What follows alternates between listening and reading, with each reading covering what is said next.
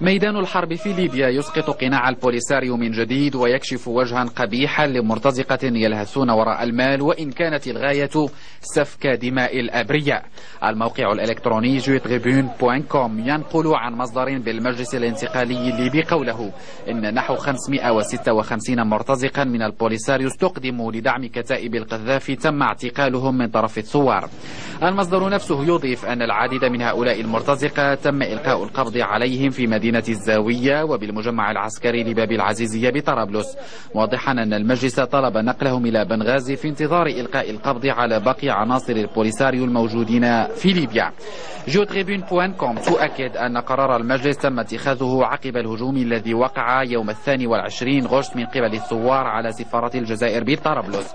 وأوضح المصدر ذاته أن المقاتلين المناوئين للقذافي قد يكونوا عثروا بمبنى السفارة الجزائرية على وثائق تثبت بشكل خاص تورط الجزائر وتكشف عن دعمها القوي للعقيد القذافي.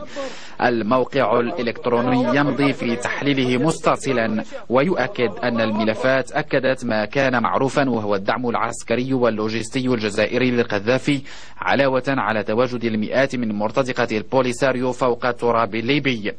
وأوضحت جوتريبون.com أن المجلس الوطني الانتقالي الليبي أعطى تعليمات لمواصلة البحث عن باقي المرتزقة وإلقاء القبض عليهم وتقديمهم للعدالة.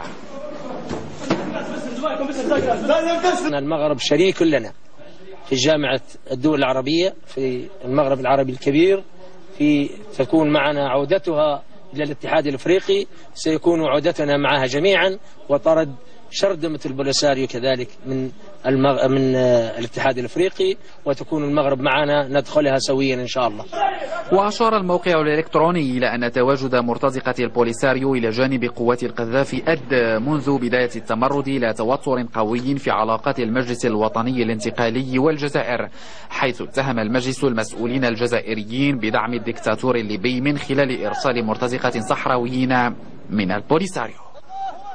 وكما جاء في التقرير فتواجد مرتزقة البوليساريو إلى جانب قوات القذافي أدى إلى توتر في علاقات المجلس الوطني الانتقالي الليبي والجزائر. واليوم المتحدث العسكري باسم المجلس الوطني الانتقالي الليبي أحمد رباني خرج ليرد على اتهامات الجزائر للثوار الليبيين بالتستر على أعضاء من القاعدة، وليؤكد دور الجزائر والمرتزقة في دعم القذافي. نستمع للتصريح.